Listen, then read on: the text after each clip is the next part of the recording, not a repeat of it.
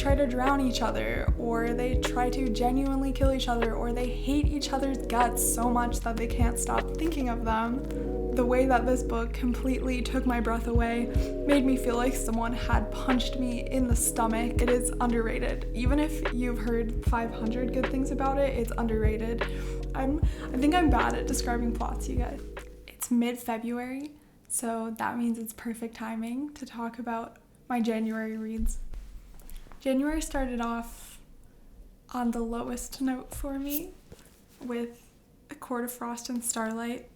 I had read the first 3 ACOTAR books last year, like almost exactly a year before this, and I had waited to read this because I wanted to read it over the holidays, and by the time I had kind of gotten to it, then it was already like not the holidays anymore, and I had heard it's such a perfect like December kind of read, so I waited. And then on New Year's Day this year, I had nothing to do and I was tired, and so I picked it up and I flew through it in one day. I gave it a 2-star. I don't want to say too much about it because I just didn't like it that much, but basically, yeah, ACOTAR fanfiction, that's all you need to know. I do know people who have liked it, and I can understand why it exists. I understand it serves as a bridge between the first 3 books and A Court of Silver Flames. So I understand it, and we get like a little bit more insight into the minds of multiple people in the inner circle, and we get a good setup for A Court of Silver Flames. I think we understand a little bit more about where Nesta is at this point in time, which kind of, yeah, it sets us up for this one. So that brings me to my next read. Next read of January was A Court of Silver Flames. I'm glad I read this. I rated it pretty highly. I think I initially gave it a 5-star right after reading it because of just the emotional impact of it. I am someone who, I give 5 stars out mainly based on emotional impact, not so much based on like the quality of the writing or the intellectual achievement of the book. I'm mainly a 5-star giver to books that I just like had either a really good time reading, a really emotional time reading, something like that. It has to like feel different for me to give it a 5-star, basically. I've rated a lot of very good books 4 stars. So this was initially a 5-star. I actually, later in the month, I went back and rated it a 4-star, and I'll explain why a little bit later.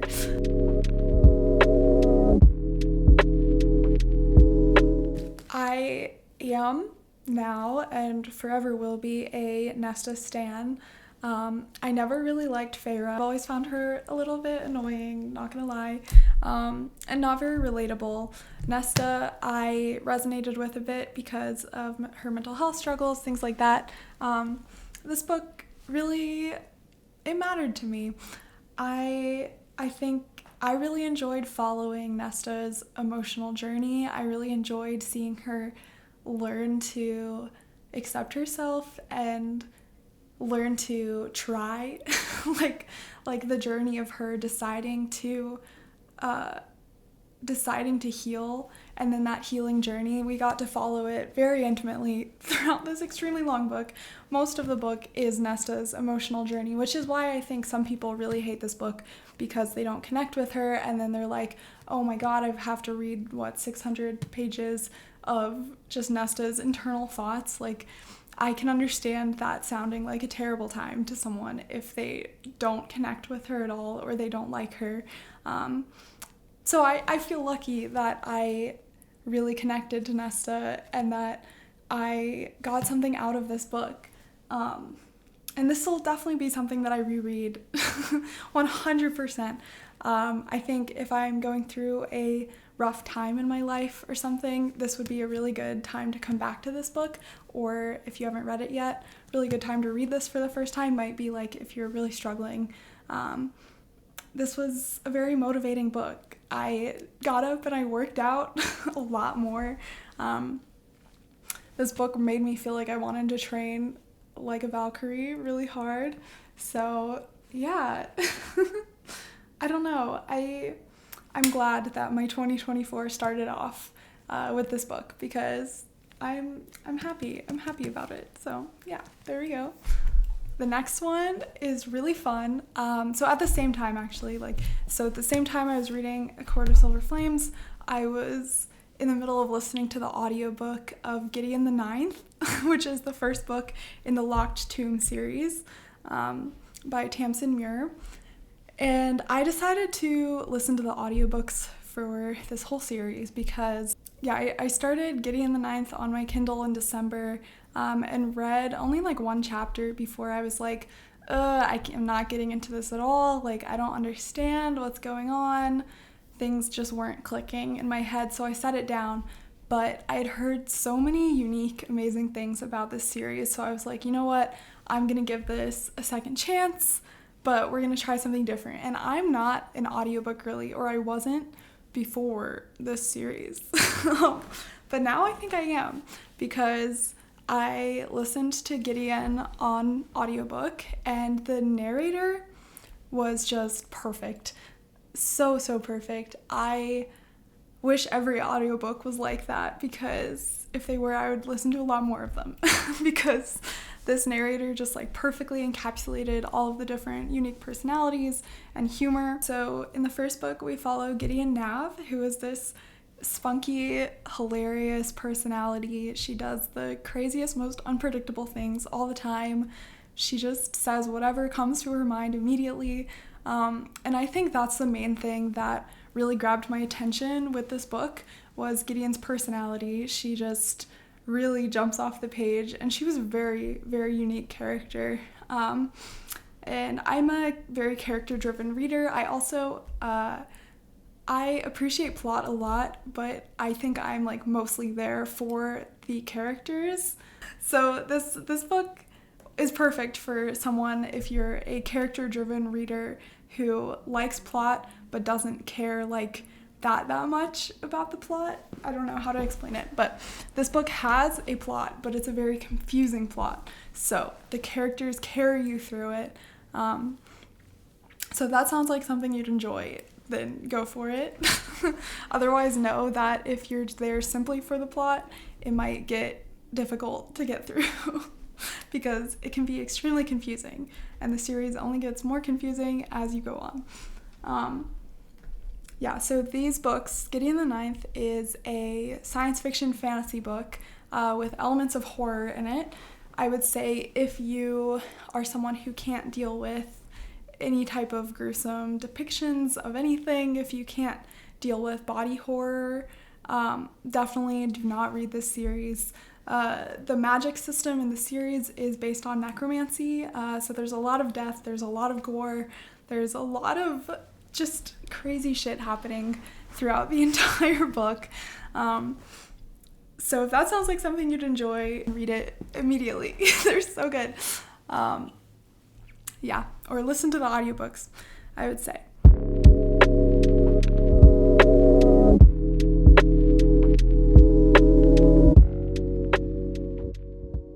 I love it. That's one of my favorite books I've read so far this year, Gideon the Ninth. There we go. Okay, next, this is exciting. I finally picked up The Cruel Prince, which I have been wanting to read for a really long time, but I was waiting until I really felt like it, and I absolutely loved it. Oh my god. Okay, this book has everything that I like. Really interesting characters. Jude is one of the strongest main characters that I've read. I love her. She is so badass. And I know that if I read this when I was younger, I would want to become her, which is maybe not a great thing, but here we are. The Cruel Prince. I adored it. So we follow our main girl, Jude, who lives in Fairy, but she's a human, and this obviously brings up a lot of issues.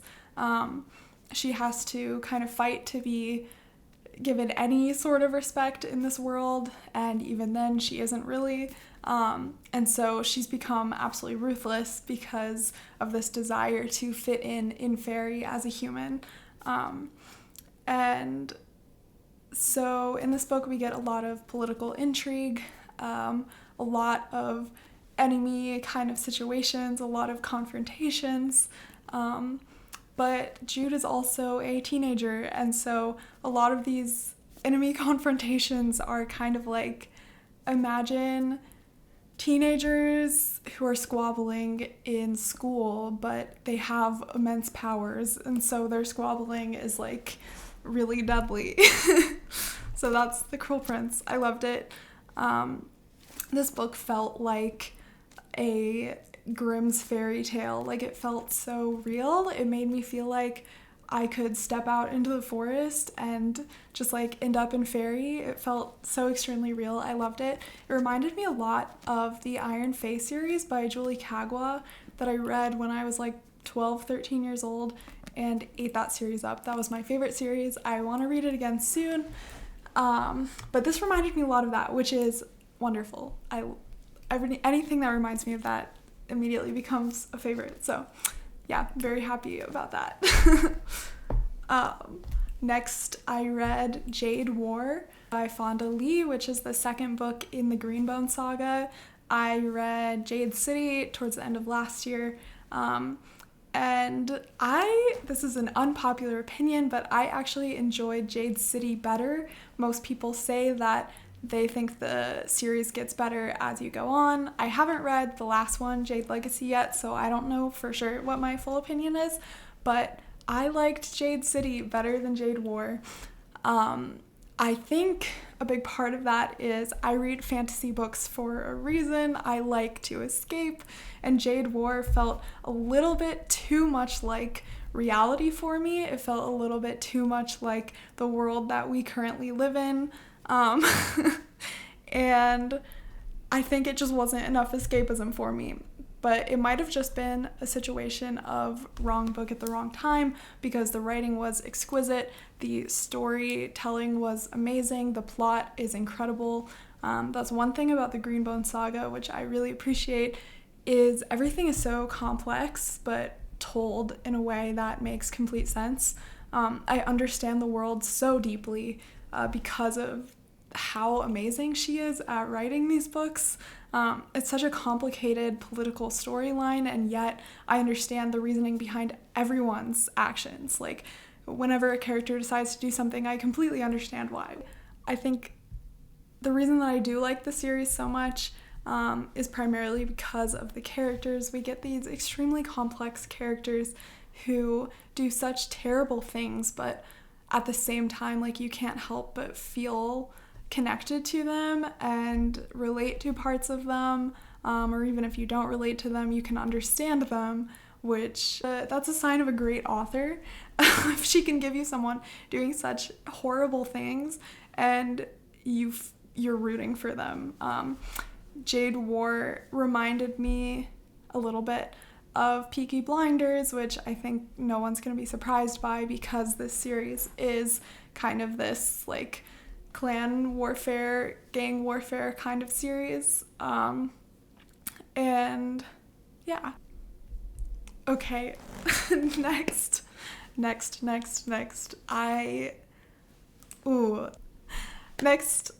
I read the 5th season, and this book is criminally underrated, and I know people already talk about it, so you might be like, what? Like, how can it be underrated? I've already heard of it so much. No, it is underrated. Even if you've heard 500 good things about it, it's underrated.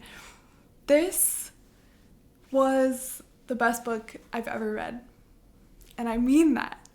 And I mean it. I mean it when I say this is the best book I've ever read. So the 5th season is a fantasy book / some sci-fi elements that is set on this continent that is extremely unstable. There's earthquakes happening constantly. There's all of these natural disasters constantly happening. We follow 3 women, one who is middle-aged, named Asun, and we follow a young girl named Demaya, and finally we follow someone in her mid-20s named Cyanite. And so we get to see these 3 women on these different journeys in this continent.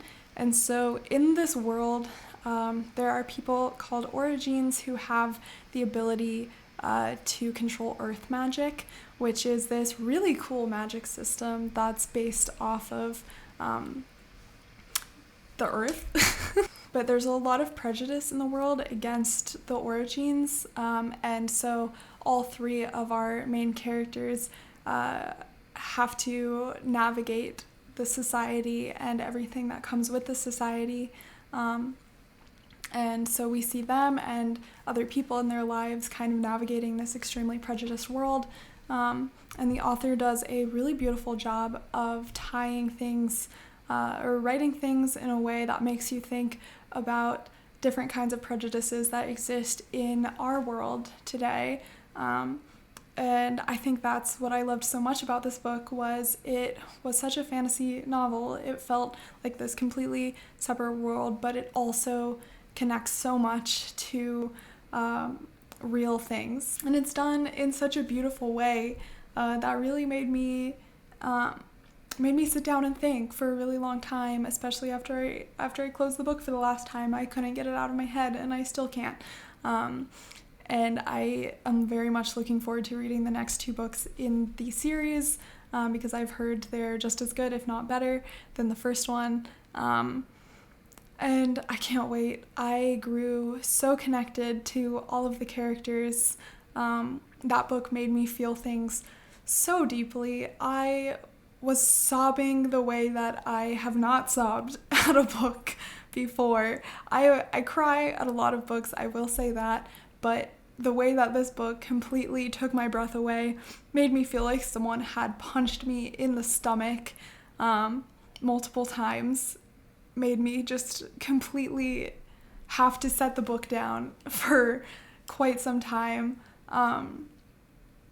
because of how heartbreaking it was, how heart-wrenching certain events were, certain realizations about the society in the world were just so insanely heartbreaking, and the way that it connects to real events on Earth just multiplied the amount of emotional impact that it had for me.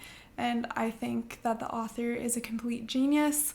I am in awe of this book, in complete awe, and I don't think I'll be rereading it for a while because of the intense emotional impact that it had on me, but I count that as a successful book. Yeah, I'm not sure what else to say, but I am just forever grateful for the experience of reading that book, and I can't wait to read the next ones. But it's a series that I am spacing out because I really want to sit with it. I really want to feel the feelings that it gave me. I really want to think about it and not rush through it. And yeah, so I think everyone should read it. It's a book that's so incredible that I think everyone should read it, regardless of whether or not you're typically a fantasy fan. I might be totally biased in that opinion, but I think it's something that everyone can get something out of. And it's truly a masterpiece. And I can't recommend it enough to everyone. If you haven't read it yet, please go read it now. Drop everything and go read it, because it's so underrated and it's so beautiful. And I can't wait to explore the world more. So yeah, there's the 5th season. Next, I needed something lighter to read because I was so emotionally wrecked by that. So I picked up The Wicked King by Holly Black. This is the 2nd book in the Cruel Prince series. And I adored it. I adored this book. Did I like it more than The Cruel Prince? Yeah, anyway, this book just continued the dark fairy vibes of The Cruel Prince. Holly Black has a way of writing the Fae that feels so real, and it feels so true to the lore that we have of fairies. It feels like it really does justice to the Fae, and I think that's rare. Obviously, we have a lot of books surrounding Fae nowadays that take a more lighthearted approach, but in folklore, fae are these cruel, mischievous beings. And Holly Black does a great job depicting this. In this book, we see a lot more of Jude and Cardan's relationship, which I did appreciate, even though I will say I'm still here in these books for the political intrigue more so than the romance, anything like that. But one thing that I do really like about this, like genuinely really like, because we don't get enough of this in the world, is that the enemies to lovers in this series really feels like enemies to lovers, which is rare, like truly rare. We have so many enemies to lovers books these days where they just dislike each other and then they grow to love each other. But not enough books where they try to drown each other, or they try to genuinely kill each other, or they hate each other's guts so much that they can't stop thinking of them. Yes. And I need more of that in my life, please and thank you. So, There's the Wicked King. Okay. Okay. Next. Okay. Next, I need to calm down because this is when I started reading the world that completely took over my life. I picked up Caraval by Stephanie Garber, and automatically could not think of anything else besides this world that Stephanie Garber has created. In Caraval, we follow this girl, Scarlet, who lives in an abusive household with a horrible father, with her sister, Tella, and Scarlet and Tella have this really wonderful relationship, and they are trying in very different ways to get them out of their situation with their father, and they end up getting wrapped up in this world of Caraval, which is this magical traveling carnival kind of thing that is put on by this mysterious figure named Legend, who has a lot of history and lore behind him, but he's this magical